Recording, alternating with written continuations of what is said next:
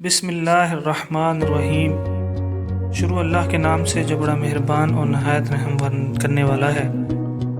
ایک ایسی قوم جس پر اللہ تبارک و تعالیٰ نے اپنا عذاب نازل فرمایا اور ان کے تمام لوگوں کو بندر بنا دیا۔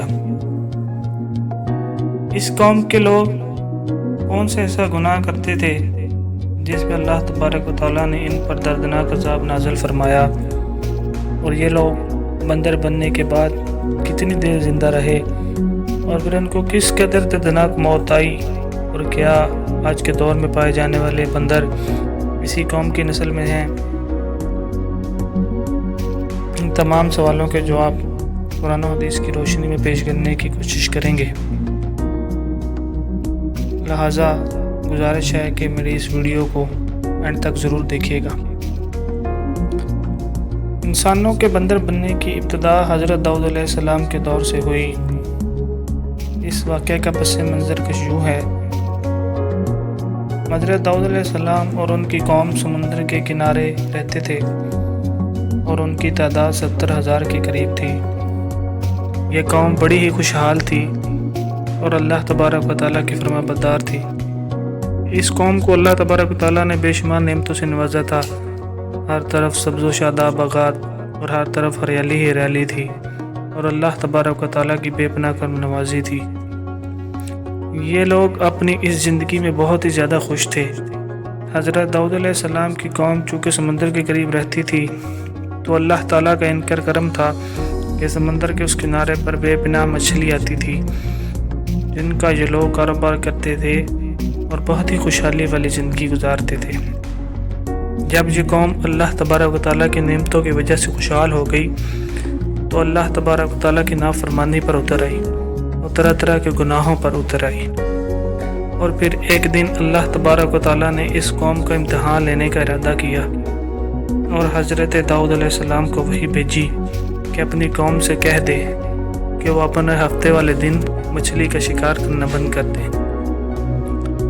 اس طرح اللہ تبارک و تعالیٰ نے حضرت داؤد علیہ السلام کی قوم پر ہفتے والے دن شکار من حرام فرما دیا، اور پھر یہاں سے اس قوم کی بربادی شروع ہو گئی۔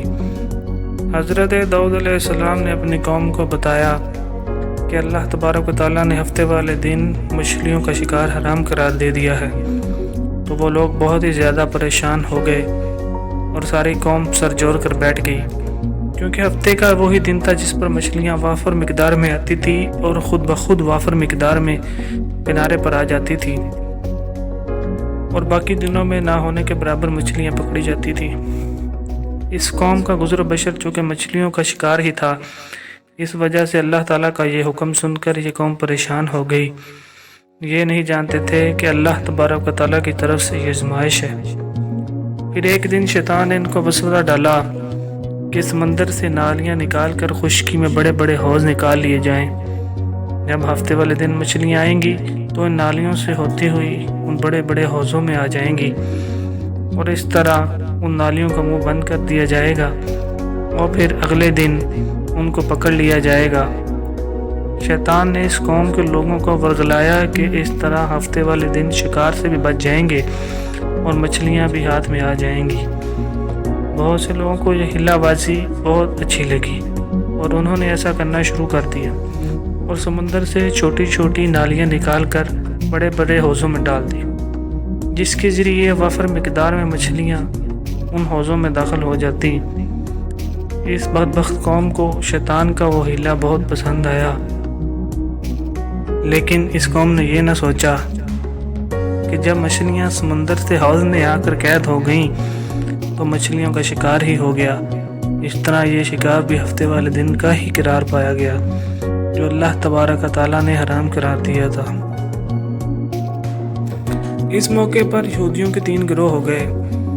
کچھ لوگ ایسے تھے جو شکار کے اس شیطانی ہیلے سے منع کرتے تھے اور کہتے تھے کہ اس شکار سے باز رہیں، اور کچھ لوگ دل سے اس کام کو برا جانتے تھے اور خاموش رہتے تھے، لیکن وہ شکار نہیں کرتے تھے اور دوسروں کو منع بھی نہیں کرتے تھے، بلکہ یہ لوگ منع کرنے والوں سے یہ کہتے تھے کہ تم ایسی قوم کو نصیحت کر رہے ہو جس کو اللہ تبارک و تعالیٰ عنقریب ہلاک کرنے والا ہے، اور اپنا دردناک عذاب نازل فرمانے والا ہے۔ اور اس قوم کے کچھ لوگ ایسے تھے جو بہت ہی نافرمان لوگ تھے اور اللہ تبارک و تعالیٰ کے حکم کی اعلانیہ نافرمانی شروع کر دی اور شیطان کے حکم پر چلنے لگے اور ہفتے والے دن شکار کرنا شروع کر دیا۔ یہ لوگ اللہ تعالیٰ کے حکم کے کلّا مخالفت کرتے تھے اور ہفتے والے دن مچھلیوں کا شکار کر کے ان کو کھایا کرتے تھے اور بیچا کرتے تھے۔ یہ حضرت داؤد علیہ السلام کے 12,000 ایسے نافرمان لوگ تھے جو ہفتے والے دن نالیوں کے ذریعے مچھلیوں کا شکار کرتے تھے۔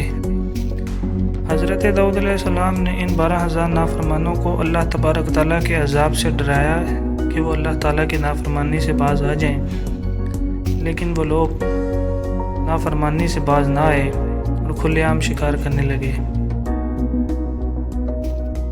تو اس طرح جو لوگ شکار نہیں کرتے تھے انہوں نے ان نافرمان لوگوں کے درمیان ایک دیوار کھڑی کر دی۔